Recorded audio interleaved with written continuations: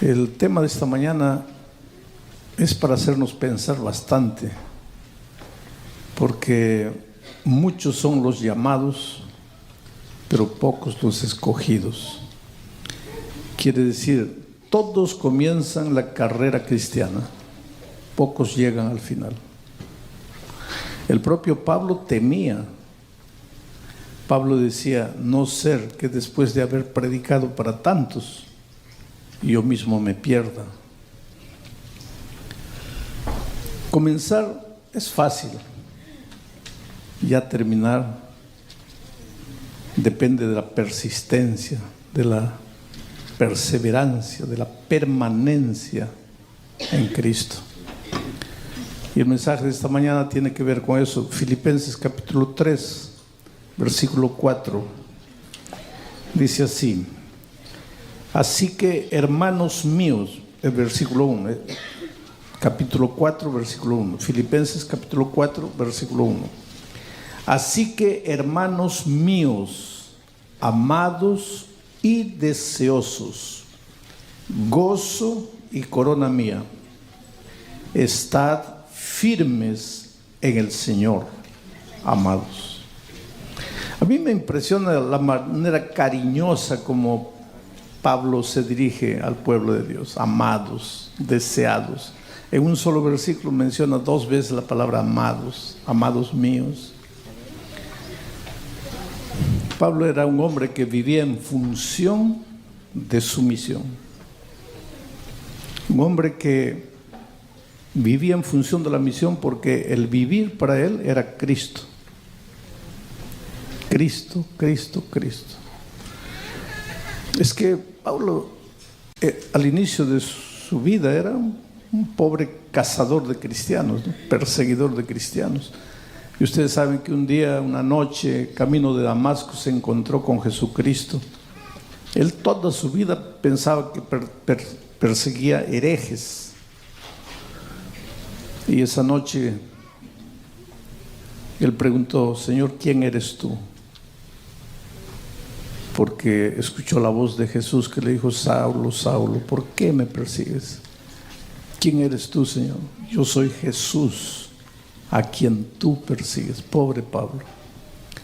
Él nunca pensó que estaba persiguiendo al Señor Jesucristo. Pensó que estaba persiguiendo a un bando de herejes. ¿Será que esta mañana, por esas coincidencias de la vida, estoy predicando a un hombre cuya esposa ya está en la iglesia hace algún tiempo, o cuyo hijo está en la iglesia, o cuyo padre está en la iglesia hace algún tiempo, pero tú siempre te has mantenido al margen? Inclusive más de una vez has dicho a tu esposa o a tu hijo, a tu padre, a tu hermano, a tu vecino, a tu primo: no, esas tonterías de religión, te están lavando la cabeza, te están engañando. Ahí te bautizan después para sacarte los diezmos, que eso, que. Pobrecito tú, no sabes a quién persigues, no sabes de quién hablas. Ahora tú podrías abrir el corazón hoy, está todo bien, tranquilo, estás sentadito, con vida, con salud. Triste será que un día tengas que abrir el corazón a Jesús cuando estés como Pablo, comiendo arena en la oscuridad de la vida, ciego, caído. ¿Caído de dónde? Del pedestal de tu orgullo, enfermo, con un cáncer, destruido, acabado. Y cuando ya no te resta otro camino, ahí, Señor Jesús, como la última rueda del coche. Jesús. Y si Jesús fuera hombre, te diría: ah, qué bonito, ¿no? Ahora que ya el médico te dijo que vas a morir dentro de un mes, te acordaste de mí. Qué bonito, ¿no? Pero Jesús no es hombre. Es un Dios maravilloso de amor. Y no importa cómo vengas a Él, Él te recibe y te acepta. Por eso yo te pregunto: ¿qué esperas para entregarte a Jesús? ¿Qué esperas para rendirte a Jesús? Ayer vimos el versículo: haya en ustedes este sentimiento que hubo en Cristo Jesús, que se despojó a sí mismo. Jesús se despojó de la gloria, de la honra. Si tú quieres tener el sentimiento de Jesús, tendrás que despojarte. Pero ¿qué honra y gloria tienes? No tienes nada. Tendrás que despojarte de tus preconceptos, de tus temores, de tus miedos, para bajar a las aguas del bautismo, así como Jesús bajó a la muerte. Tu muerte es el bautismo. Cristo murió por ti, y cuando eres bautizado te bautizas en la muerte de Jesucristo. Entonces no pienses, si tienes que bautizarte, no pienses. Pero hay personas duras, ¿no? Yo no sé por qué estoy hablando esto, porque de repente estoy hablando al aire, pero no pienses que alguien me ha contado, alguien me ha dicho, pastor, hable eso, ¿no?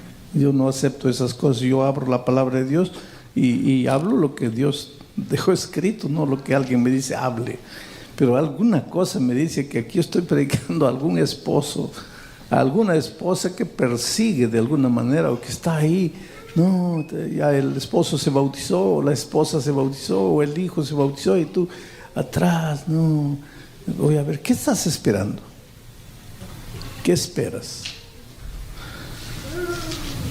En Brasil, me acuerdo, en Manaus sucedió una cosa interesantísima. ¿O me estoy equivocando o eres tú? Eres tú. Muy bien. ¿Ya estás jubilado también? ¿Todavía no? ¿Você já está aposentado, no? Ya. Vocês têm sentado aí dos tremendos evangelistas brasileiros. Uno de los tremendos evangelistas brasileños, que hizo escuela de evangelismo. Qué bueno verte después de mucho tiempo. Allá. Gloria a Dios. Trabajó conmigo, sí. Fuimos compañeros. Allá en Manaus, un hombre, pues la esposa le dijo, me voy a bautizar. Y él dijo, ¿qué? Hasta aquí te dejé ir a esa iglesia y tal, porque pensaba que estabas llevando todo a la broma. Pero, ¿te vas a bautizar? Sí. No, ahí no.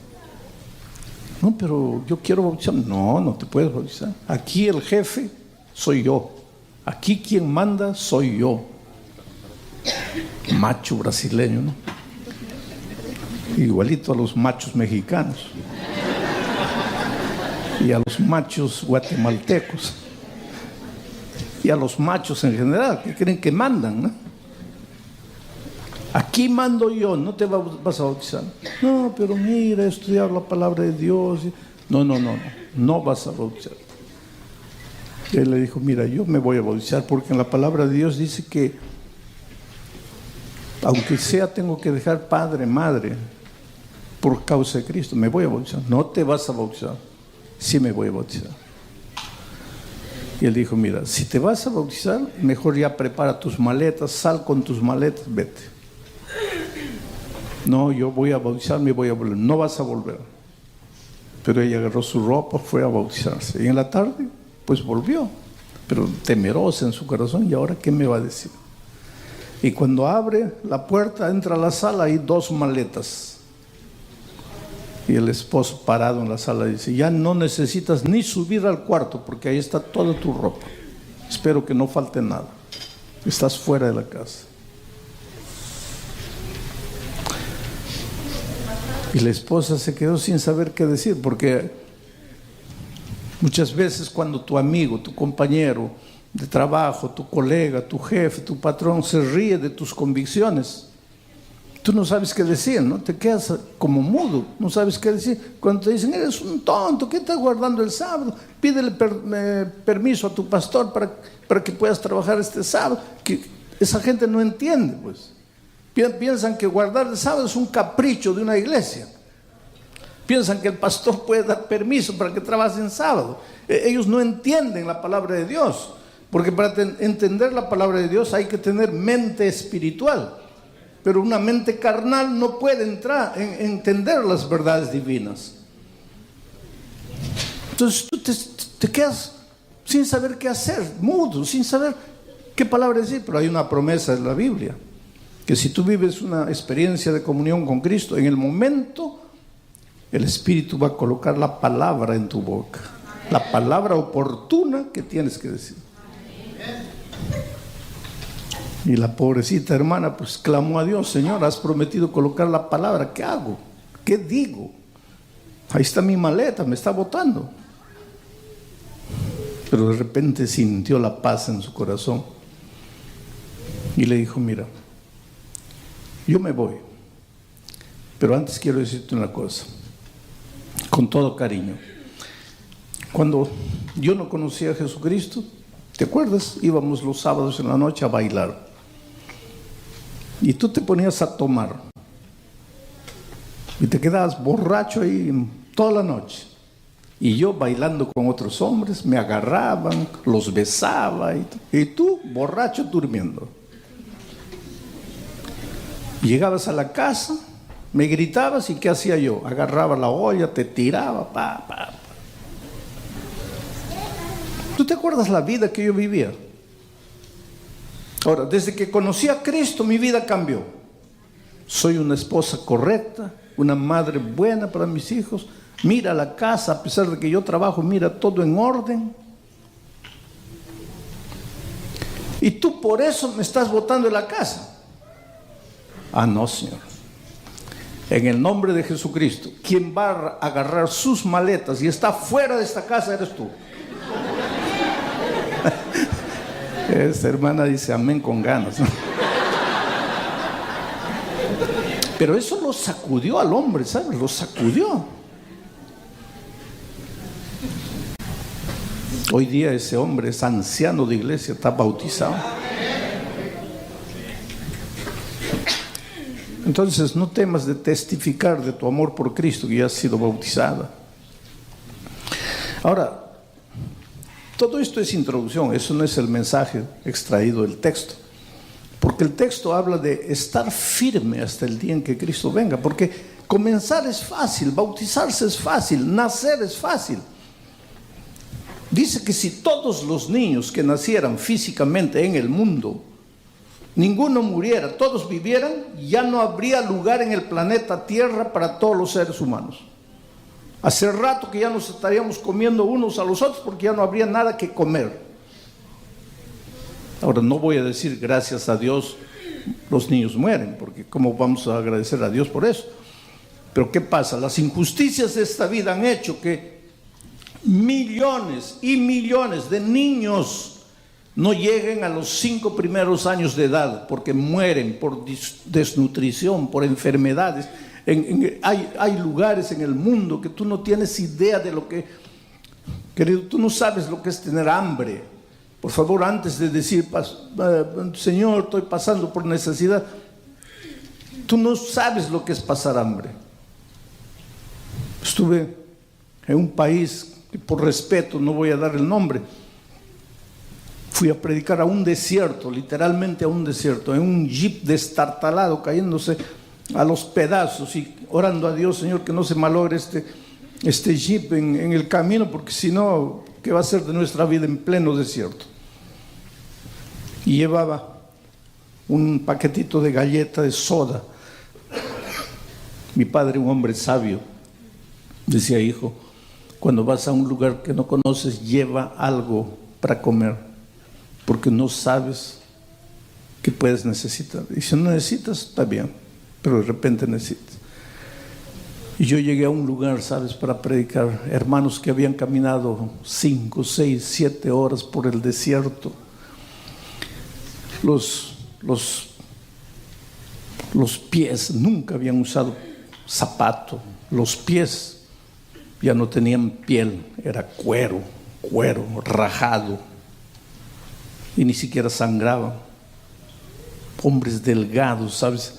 Hombres, mujeres, niños, la piel pegada al hueso, los pómulos apareciendo, gente que no comía. Comen lagarto, comen lo que encuentran ahí para poder sobrevivir. Pero encontraron a Jesucristo, ahora con esperanza vienen a un lugar del desierto para encontrarse y la reunión era debajo de los árboles, sentados en el suelo, en pie, parados. Y pregunté qué predico, qué les predico. Y les prediqué de la tierra nueva, cuando Cristo vendrá y colocará una mesa blanca, y uno por uno irá dando las bienvenidas. Bienvenido, hijo, qué bueno que llegaste, bienvenido, bienvenido, bienvenido. Y la mesa servida, un mantel blanco, frutas, comida. Y esa gente miraba así, porque pintando ese cuadro maravilloso ellos miraban así. Y yo pintaba con las palabras un cuadro extraordinario de abundancia, y ellos miraban así. Porque esa pobre gente en esta tierra jamás tendrá eso. Esa gente en esta tierra solo tiene hambre. Niños desnutridos muriendo. Y de repente, cuando yo estoy hablando de la tierra nueva, una soprano, una hermana allá al fondo comienza a cantar un himno que yo había escuchado tantas veces, pero que nunca había tenido tanto significado para mí. Ese himno que dice: hay un mundo feliz más allá. Y cuando comenzó el coro, todos comenzaron a cantar: en el mundo feliz, en el mundo feliz. Sabes, yo puedo predicando emocionarme, pero yo difícilmente me quiebro. Dios me ha ayudado a controlar mi emoción hasta el fin, pero esa mañana no pude. No pude. Mientras yo estaba en el jeep esperando la hora de predicar, vi un niño con hambre, los ojos hundidos de hambre, de desnutrición. Me acordé del paquetito de galleta y se lo ofrecí. ¿Para qué? Los niños aparecieron así como un enjambre de abejas. Nadie comió nada porque hicieron polvo la galleta. Eso es necesidad. Y Cristo viene a colocarle un punto final a todo eso. Pero hay injusticia en este mundo. El rico cada vez más rico, el pobre cada vez más pobre. Y entonces, la mayoría de los niños que nacen no viven. Por eso hay lugar en este mundo para todos. Por eso estamos vivos. Porque si todos los niños que nacen vivieran, ya estaríamos todos muertos. Pero entonces, eso mismo se repite en la vida espiritual. Y Pablo dice que no todos los que nacen estarán firmes cuando Cristo vuelva. Y por eso dice amados, y habla con tanto cariño: amados, lo que más quiero es que cuando Cristo venga, ustedes estén firmes. Y este pensamiento él repite una y otra vez en la epístola a los Filipenses. Por ejemplo, en el capítulo 1, versículo 10 dice: para que aprobéis lo mejor, a fin de que seáis sinceros e irreprensibles para el día de Cristo. Él está preocupado en el fin. Yo les escribo, yo ministro, yo hago todo para que ustedes, cuando llegue el día de Cristo, ahí estén firmes. Porque ¿de qué vale la pena? Ustedes aceptaron el evangelio, cantaron, se deleitaron, pero cuando llega Cristo están perdidos. Pablo dice: no, lo que yo quiero es que ustedes estén listos cuando Cristo venga. En el capítulo 2, en el versículo 5 dice: para que seáis irreprensibles, sencillos, hijos de Dios, sin mancha en medio de una generación maligna y perversa, en medio de la cual resplandecéis como luminares en el mundo. Pero en el sentido y para todo esto, ¿para qué? Para que cuando Cristo venga estéis firmes. Amén. Y ahora en el versículo 1 dice: así que, hermanos míos amados y deseados, gozo y corona mía, estad firmes en el Señor, amados, porque la tragedia de la vida es permanecer. Y ustedes han visto que en toda la epístola a los Filipenses, la preocupación de Pablo es estar en Cristo, estar en Cristo, estar en Cristo, estar en Cristo. Y Jesús mismo lo dijo: permaneced en mí y yo permaneceré en ustedes. No es estar en la iglesia, es estar en Cristo. Porque yo les digo una cosa con dolor y tristeza de corazón. Muchos esta mañana están en la iglesia, pero yo me pregunto cuántos están en Cristo.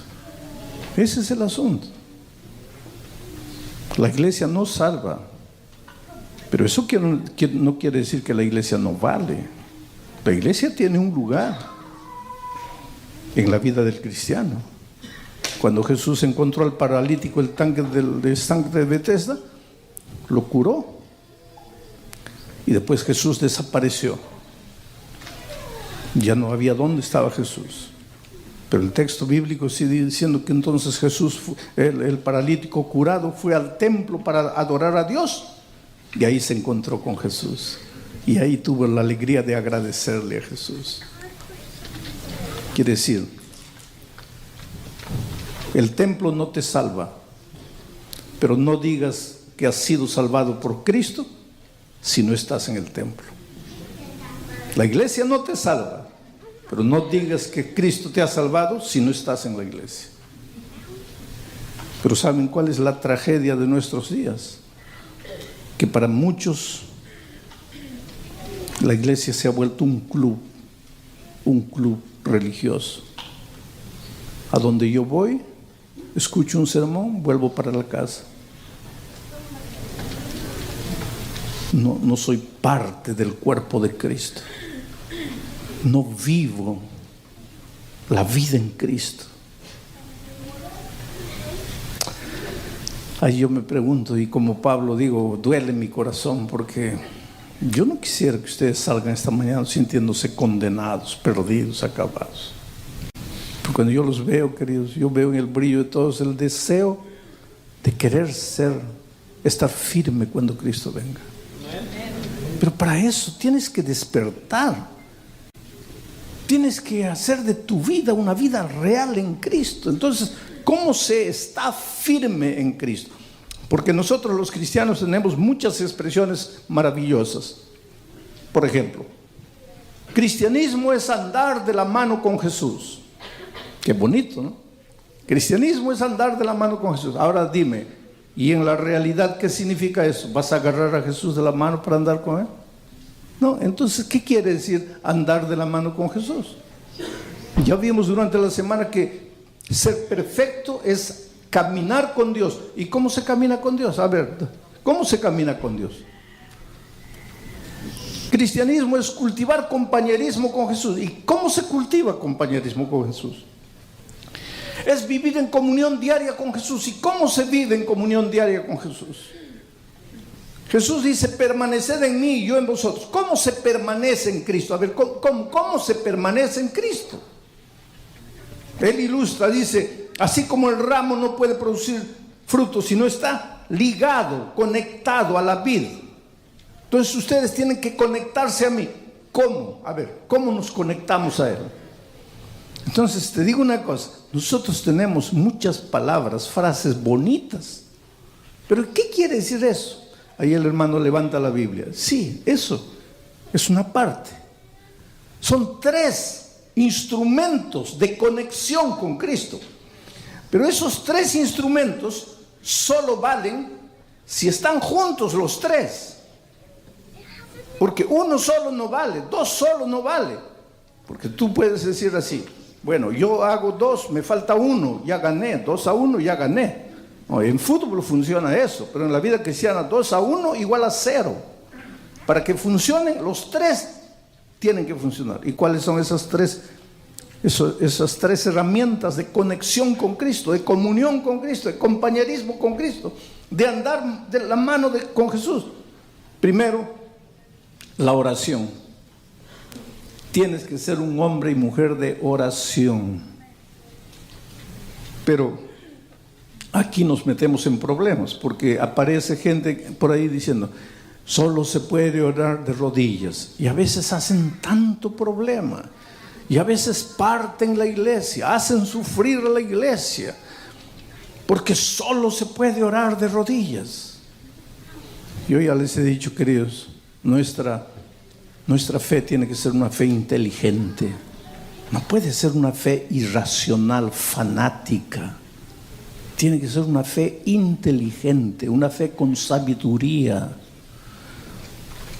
Pero aquí dice el Espíritu de profecía que ¿quién te ha enseñado a orar de pie? Arrodíllate. Aquí está. Sí, está. Pero tu fe tiene que ser inteligente, tienes que entender por qué se escribió eso, cuándo se escribió eso y para qué se escribió eso. Ella dijo eso, pero te voy a contar solo. Ese no es mi sermón, pero te voy a contar solo para que entiendas este caso de la oración de rodillas. Había un muchacho recién graduado, recién entrado al ministerio, jovencito, 20, 22 años. Y ustedes saben que hay una cosa, nosotros los pastores viejos, como el pastor Collins, y yo, nosotros los pastores viejos aprendemos una cosa cuando nos volvemos viejos.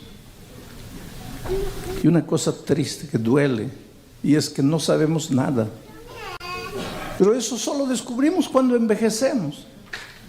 Porque cuando tenemos 20 años pensamos que sabemos todo. Y solo la edad nos enseña que no sabemos nada.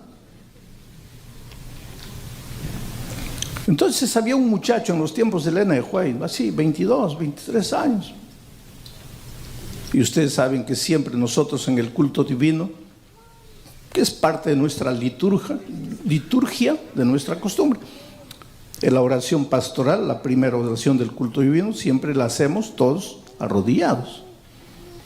Y entonces, pues todos los pastores que estaban adelante se arrodillaron, inclusive la hermana de White estaba presente esa mañana, no estaba en la plataforma, pero estaba. Y cuando todos se arrodillaron, el pastor de 20, 22 años se quedó en pie. Y pues la sierva del Señor era muy amorosa, muy cariñosa, pero era firme. Y antes de que el pastor empezara a hacer la oración, le dijo: hey, a ti, ¿quién te dijo que puedes orar de pie? Arrodíllate. En esas circunstancias, por ese motivo, en esa ocasión. Pero esto no es para que vengas y digas todas las oraciones tienen que ser arrodillados. Porque tú puedes orar de cabeza para abajo colgado del árbol. Tu carro se salió de la carretera, te quedaste colgado y ahora quieres orar, ¿qué vas a hacer? Te vas a arrodillar. Y si oras colgado, Dios te va a oír. Claro. Yo siempre antes de dormir me arrodillo para orar. Pero si a medianoche me despierto, en lugar de estar pensando en las mariposas, me pongo a conversar con Dios y ya estoy orando. La sierva del Señor dice que el ama de casa, mientras está preparando el pan, puede estar orando. Mientras estás dirigiendo tu carro, en lugar de estar ahí pensando en tonterías, orando. Lo que tienes que... Y Pablo resuelve todo el problema cuando dice: orad sin cesar. ¿Qué quiere decir sin cesar? 24 horas por día orando. Pastor, pero ¿y a qué hora voy a dormir? Pues aprende a dormir orando. ¿Pero cómo se hace eso? Tienes que aprender a dormir en comunión. Y los esposos me van a entender, porque a veces la esposa está y el esposo está y comienzan a hablar, ¿no? Uno habla, el otro responde, uno habla, ya es de noche, las luces están apagadas. Uno habla, responde, el otro habla, y de repente uno solito está hablando, el otro ya está durmiendo hace rato. Pues la vida con Cristo es así. La vida con Cristo es así. Tú estás hablando, de repente ya te apagaste. Pero te apagaste en comunión con Cristo.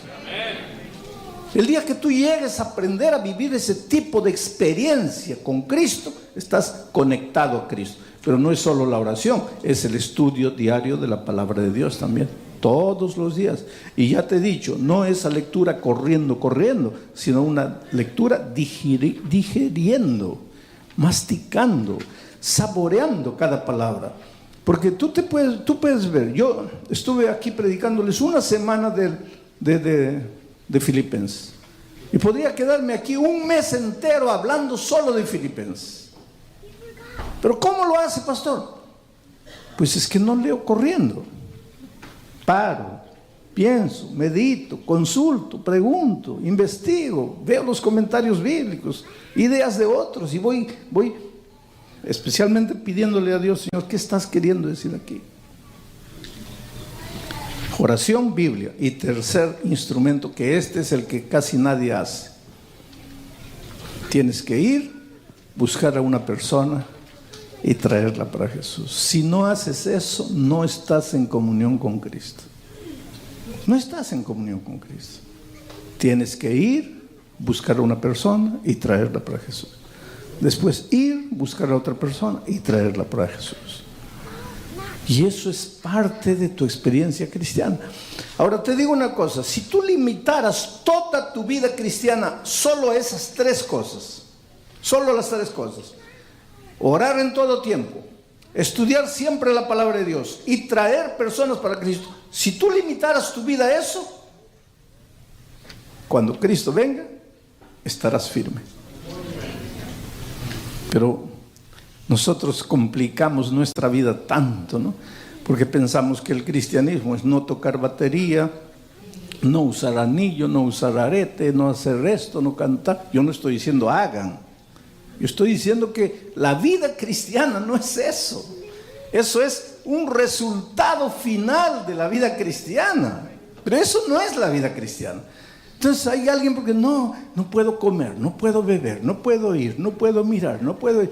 Ahora, orar, estudiar la Biblia, traer a una persona para Cristo, ¿qué me importa eso? Lo que importa es no esto, no aquello. Y cuando Cristo venga, ¿en qué parte de la Biblia dice que para que cuando Cristo venga estés firme, no tienes que prender el arbolito de Navidad, no celebrar el cumpleaños, no usar esto, no tocar batería? ¿En qué parte de la Biblia dice eso? Entonces, ¿en qué fundamentas tu vida cristiana? Por eso Jesús dijo, tienes que construir encima de la roca. ¿Y quién es la roca? Cristo. Pero algunos están construyendo encima de la arena. ¿Y qué es la arena? Un montón de cositas. ¿Qué cosa es la arena? Piedritas chiquitas, tan chiquitas. Hay gente que está construyendo su fe encima de esas piedrecitas chiquitas y se olvidan de construir en la roca. La roca es Cristo. Pero hay otra cosa más. Hay que aprender a vivir la vida cristiana. Dice, así que hermanos míos, amados y deseados, gozo y corona mía, estad firmes en el Señor. ¿Cómo se está firme en el Señor? El versículo 3, el capítulo 3, versículo 1, explica de cierta manera. Por lo demás, hermanos, gozaos en el Señor. La vida cristiana es gozo, es alegría. La vida cristiana es gozo, es alegría.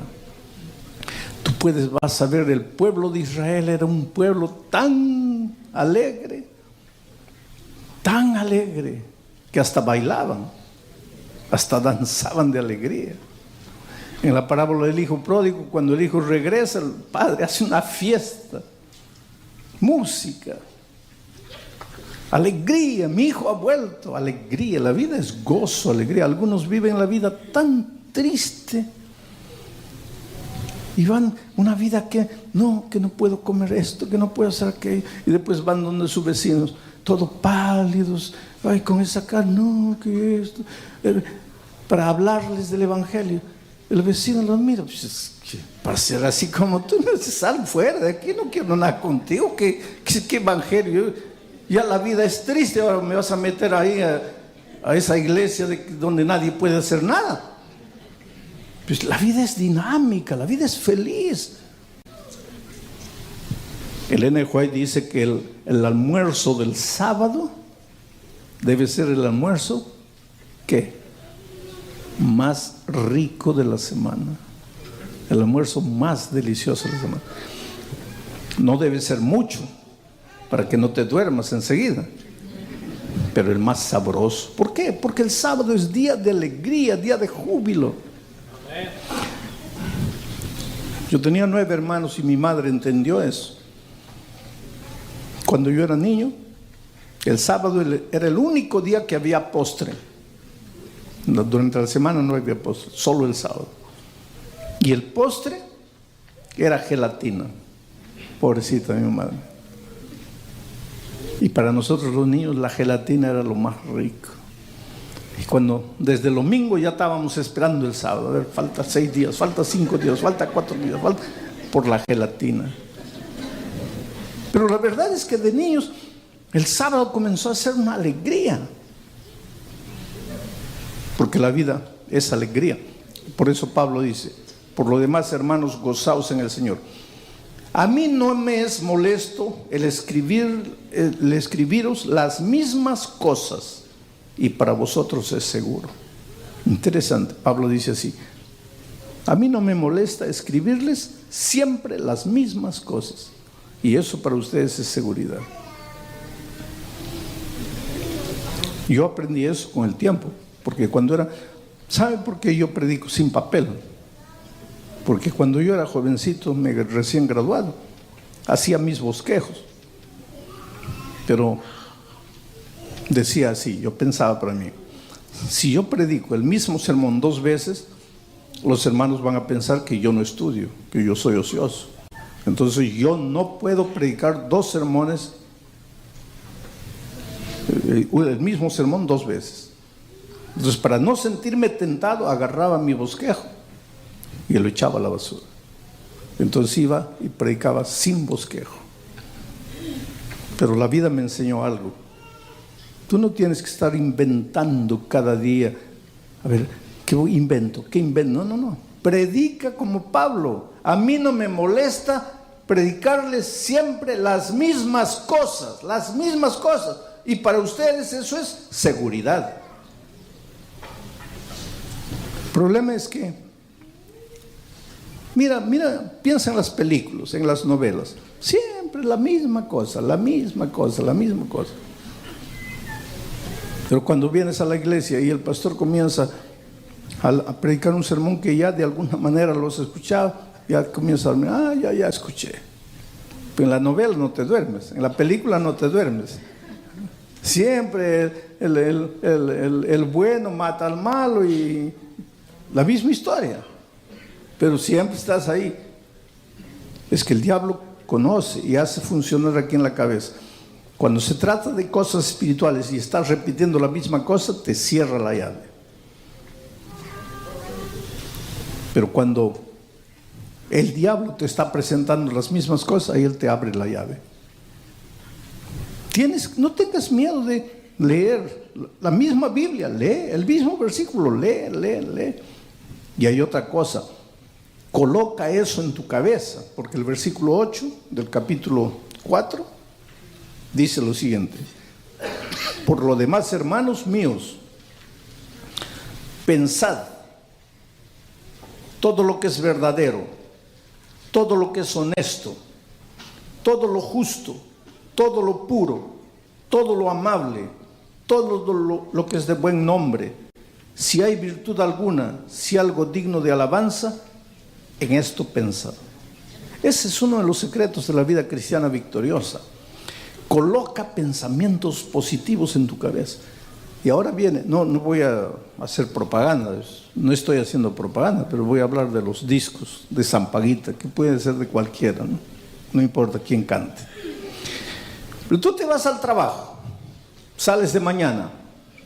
A ver, ¿cuántos aquí demoran media hora de su casa al trabajo por manejando carro? ¿Está bien? Hay muchos. Media hora. ¿Y qué hacen en la media hora? ¿Qué escuchan? Prenden el radio, ¿qué escuchan? Ahí que está. Si tú te colocas una banda mexicana de esas, sí, no me sé la letra de una para contarte, pero no, pues esas letras, ay, que la vida, que desgracia, que mi mujer se fue con otro, que me quedé, que eso, que aquel, que mejor me emborracho, que la tequila, que tal. Hay una ley de la mente, y esa ley de la mente dice: la repetición constante de un mismo mensaje lleva inevitablemente a la acción. Entonces, ay, soy borracho, vas a acabar siendo borracho. Pero si tú colocas un disco de una música Señor, mi corazón es tuyo, yo te amo, yo quiero servirte, pues vas a acabar amando al Señor, entregando el corazón y sirviendo al Señor, porque la repetición constante de un mismo mensaje te lleva inevitablemente a la acción. ¿Conoces esa música Caballo Viejo de Julio Iglesias? Pues si colocas ahí caballo, soy un caballo viejo. Pero si yo coloco una música, Señor, cada día quiero servirte, pues, aunque tenga 100 años voy a querer servir a Dios. Pero si coloco caballo viejo, a los 40 años ya estoy. Entonces, eso es lo que Pablo dice. Mira, coloca en tu mente ¿qué cosa? Todo lo que es verdadero, todo lo que es honesto, todo lo que es justo, todo lo que es puro, todo lo que es amable, todo lo que tiene buen nombre, si hay virtud alguna, si algo digno de alabanza, piensa en esto. Piensa todos los días, constantemente.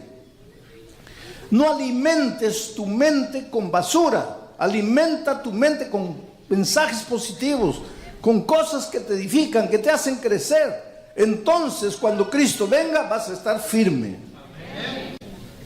Vivir la vida cristiana es simple, querido. No te compliques la vida.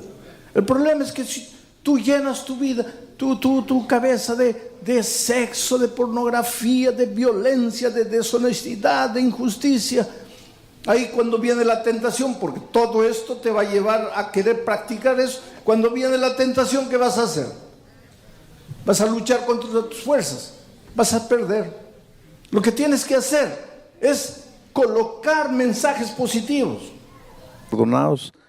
Mañana o pasado mañana vamos a estudiar el asunto del bautismo más detenidamente. Pero esta noche vamos a ver la entrega de Marta al Señor Jesucristo. Marta, tú no podemos decir que has sido una gran pecadora que estaba ahí en el fango del pecado, nada de eso. Pero tu vida era vacía. Buscabas un sentido para tu vida y lo has encontrado en Cristo Jesús. Conforme a la promesa bíblica, para que todos tus pecados pasados sean perdonados, para que nazcas a una vida nueva a través del agua. El pastor regalado, como ministro del Evangelio, por mandato bíblico, te bautiza en nombre del Padre, del Hijo y del Espíritu Santo. Amén.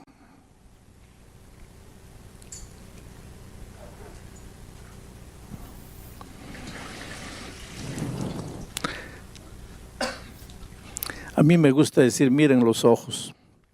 Cuando las personas salen de las aguas del bautismo, hay un brillo de esperanza. Las cosas viejas pasaron, he aquí todo ha sido hecho de nuevo. Si uno de ustedes todavía no ha pasado por la experiencia del bautismo, pues nunca van a entender. Porque para entender hay que vivir, el salir del agua y abrir las alas y volar por el azul infinito del cielo que Dios tiene preparado para nosotros. Que Dios bendiga a Marta. Vamos a entrar al mensaje de esta noche. Voy a hacer una pequeña revisión para que ustedes entiendan. El mensaje de esta noche no es fácil de ser entendido. Hay mucho cristiano que lee la Biblia y no logra entender. Esta semana toda estamos diciendo que Jesús es la vida. Él es la vida. La vida no es un periodo de tiempo que respiramos, nos movemos, caminamos, andamos. No. La vida es una persona. La vida es el Señor Jesucristo. Alias, es interesante esto. Mira, ¿qué es la salvación? La salvación no es una doctrina. La salvación es una persona. Cuando Jesucristo entró a la casa de Zaqueo, Él dijo, hoy ha entrado la salvación a esta casa. Jesús es la salvación. Si quieres ser salvo, no tienes que tratar de hacer nada. Si quieres ser salvo, tienes que vivir en comunión con la persona salvación y ya estás salvo porque Él es la salvación.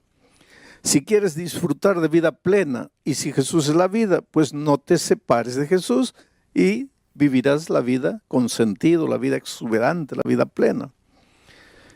¿Qué es la justicia?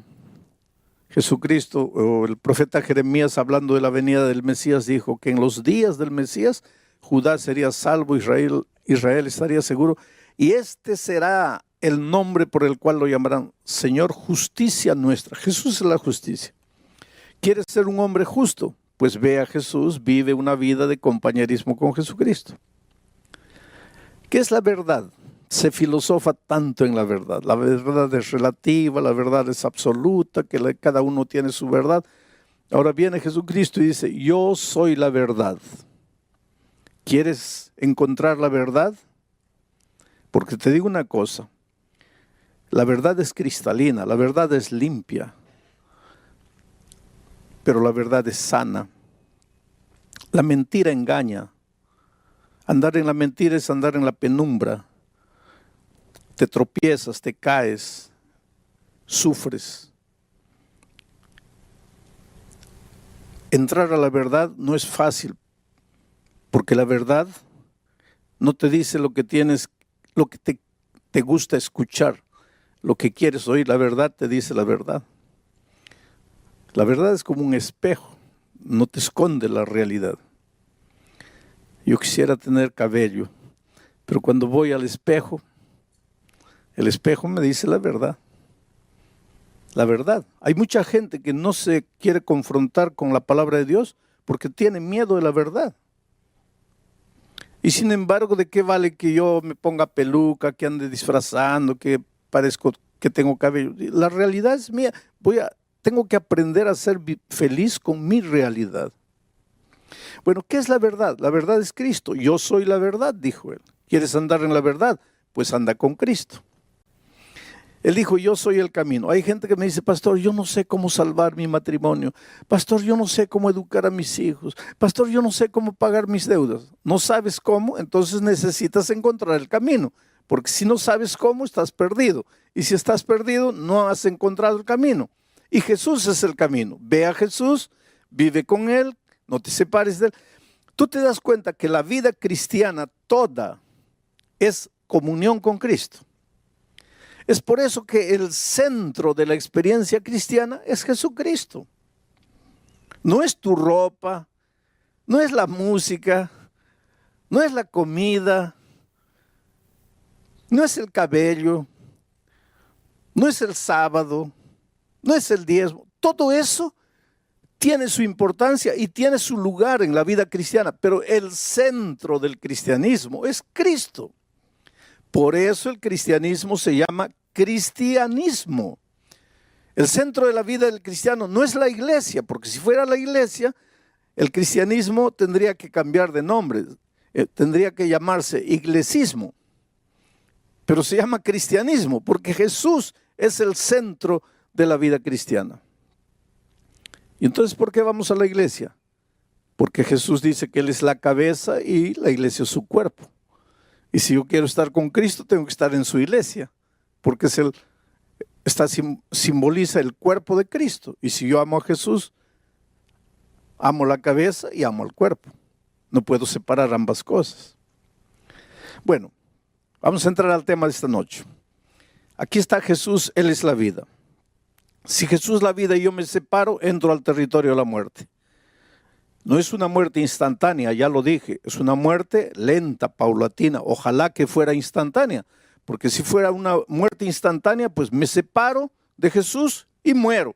Y se acabó, ya no hay dolor, ya no hay sufrimiento, porque los muertos nada saben.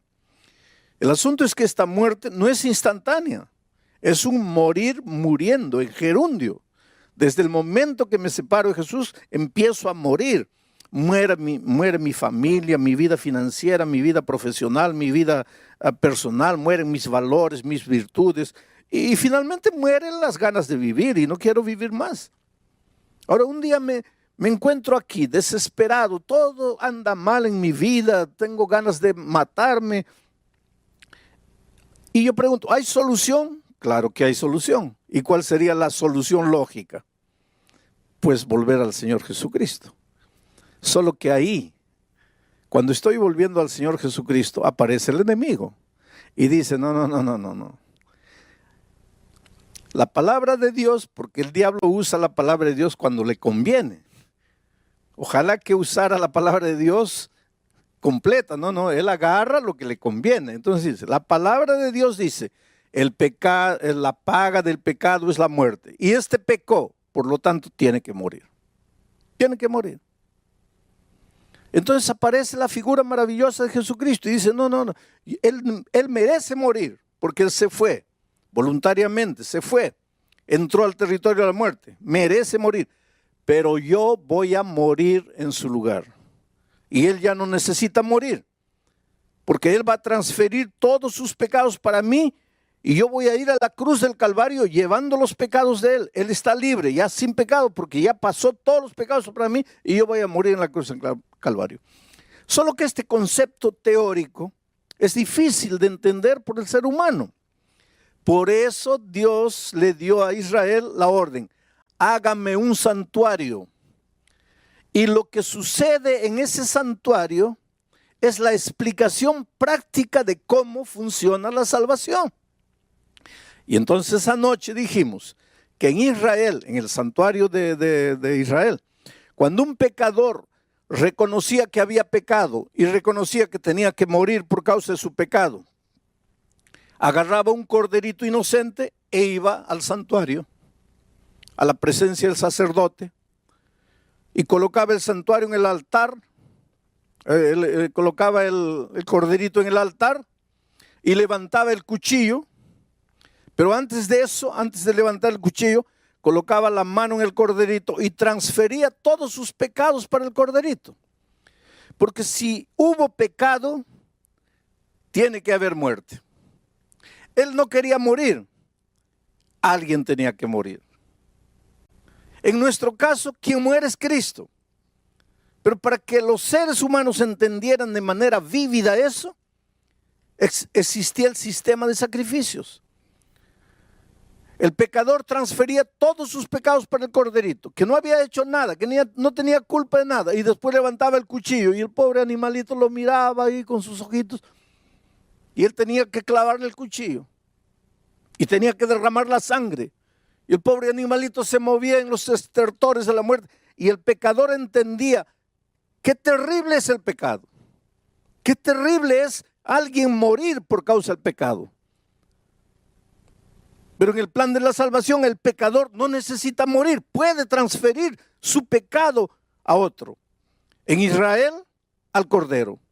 Y para nosotros podemos transferir nuestro pecado a Cristo. Y Él murió en la cruz como un cordero, fue llevado al matadero. Y como una oveja muda delante de sus trasquiladores, enmudeció y no abrió su boca, dice Isaías 53. Muy bien, ahora vamos a entrar al tema de hoy. Una vez que había sido sacrificado el cordero, el pecador ya estaba libre de sus pecados, porque ahora todos sus pecados habían pasado al cordero. Y el cordero ya había muerto por sus pecados. Pero no terminaba el ceremonial ahí. Y ahora voy a leer para ustedes lo que dice Levítico capítulo 4, versículo 30. Luego que el corderito había muerto y la sangre se había derramado, luego, con su dedo, el sacerdote tomará de la sangre y la pondrá sobre los cuernos del altar del holocausto y derramará el resto de la sangre al pie del altar.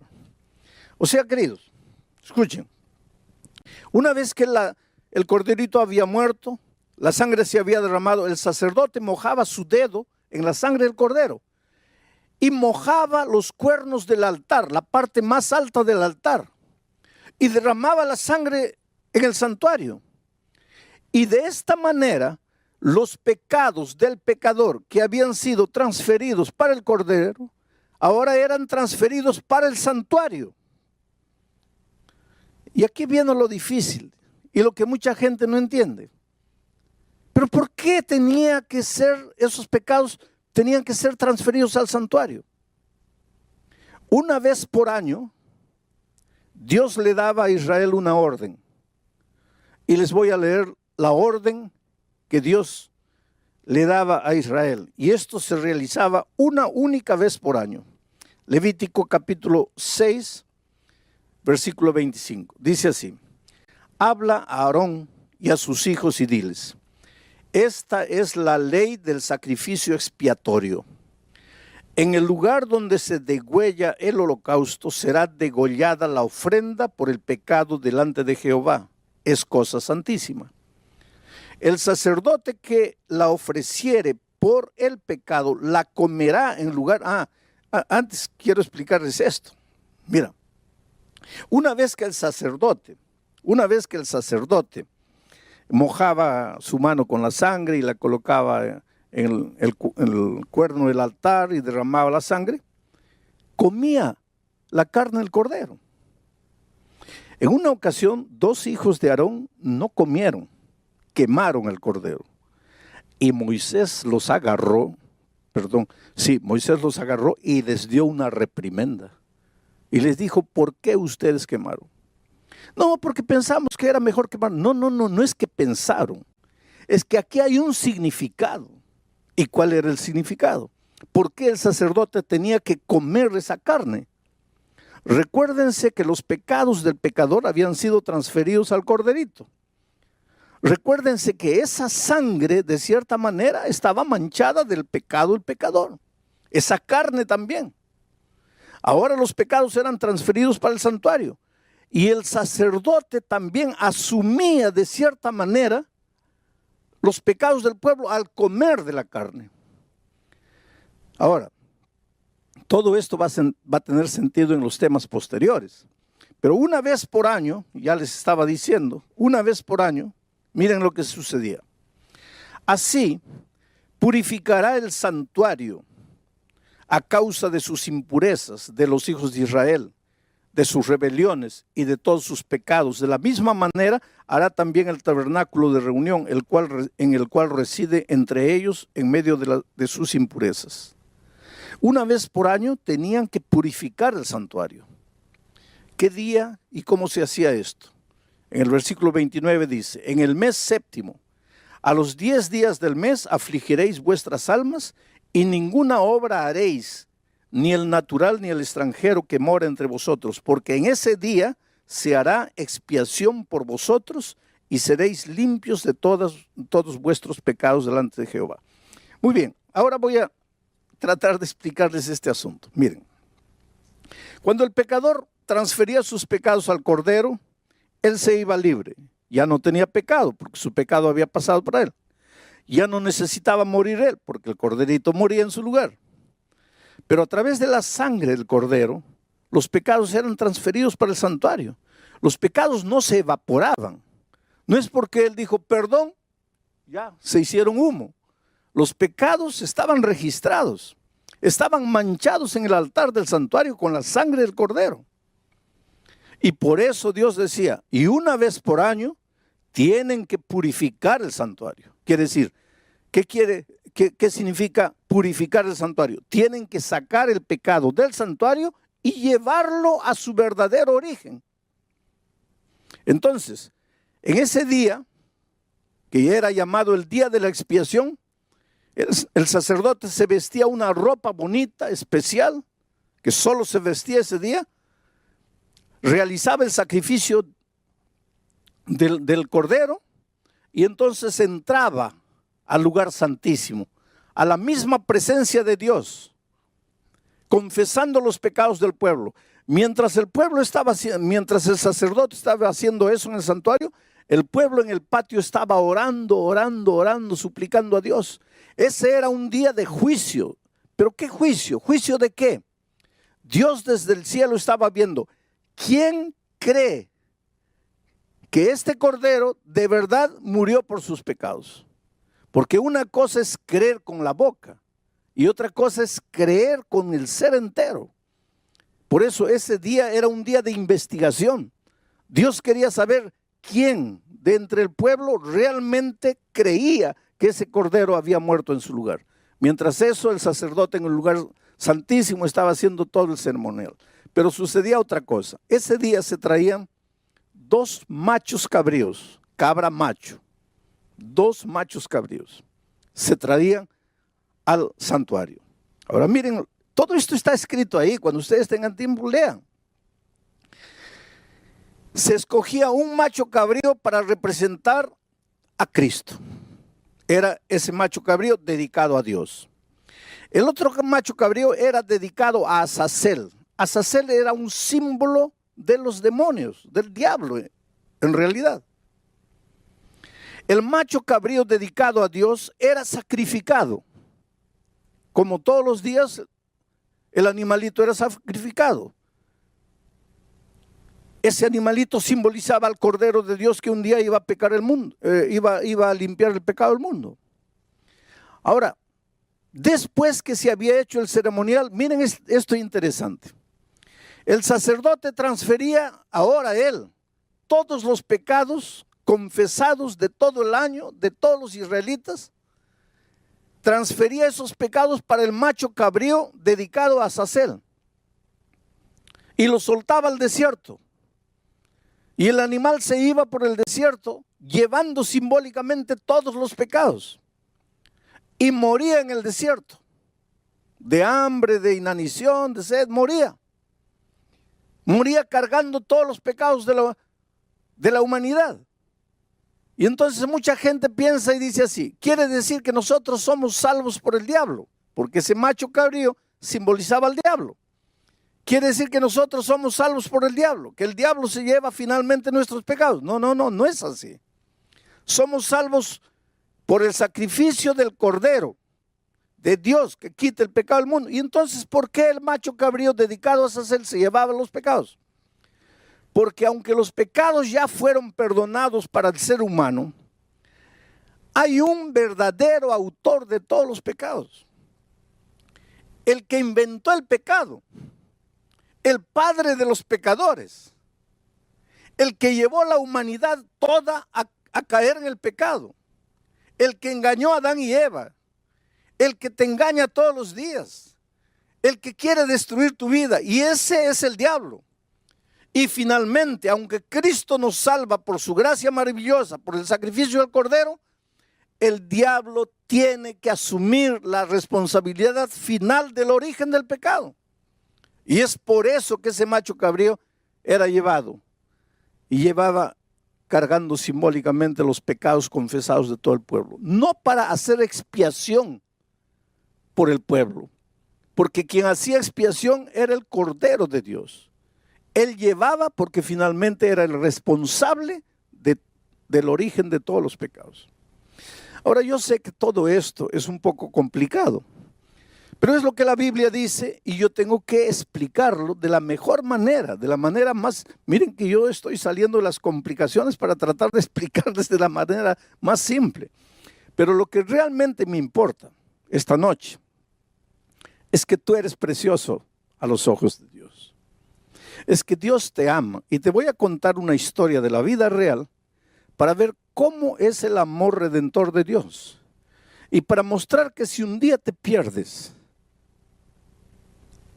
va a ser únicamente porque quieres perderte, no porque caíste, porque caer todo el mundo puede caer, sino porque no creíste en el amor de Dios y en el poder transformador de Dios.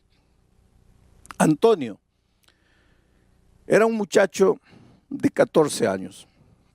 Nunca conoció a su padre. Tenía un hermanito de 10 años, hijo del mismo padre. La madre, en su afán de poder educar a los hijos, de poder ayudar, se casó con un hombre perverso, un hombre malo, un alcohólico, que no trabajaba, solo bebía, golpeaba a la madre. La pobre madre trabajaba lavando ropa, salía de día, de mañana, volvía en la tarde cansada, trayendo el dinero que había trabajado y el hombre la golpeaba, le quitaba el dinero, se iba a beber. Era una vida de miseria y en ese ambiente Antonio fue creciendo, ya tenía 14 años. Hay una cosa interesante, queridos, los hijos crecen y eso es una cosa que nosotros tenemos que colocar en la cabeza, los hijos crecen.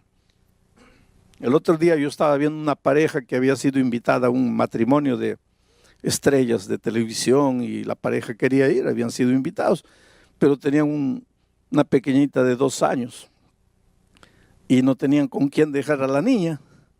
Y la señora estaba molesta y en un arranque de ira dice, ay, pero ¿cuándo crecerá esta niña? Y yo pensaba en mi corazón, ojalá que nunca creciera.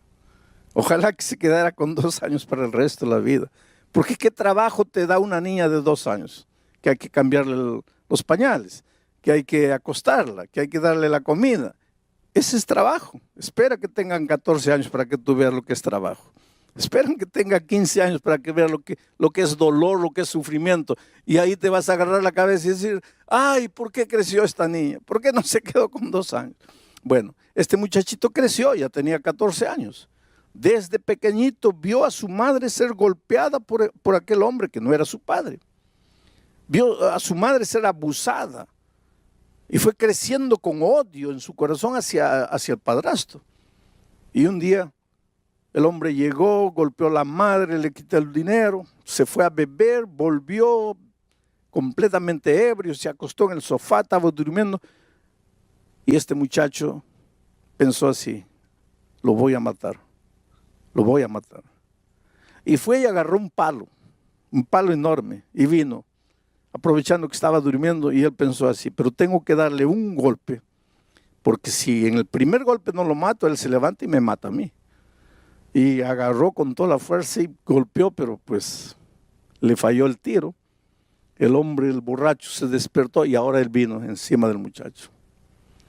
Y él tuvo que abandonar esa casa definitivamente.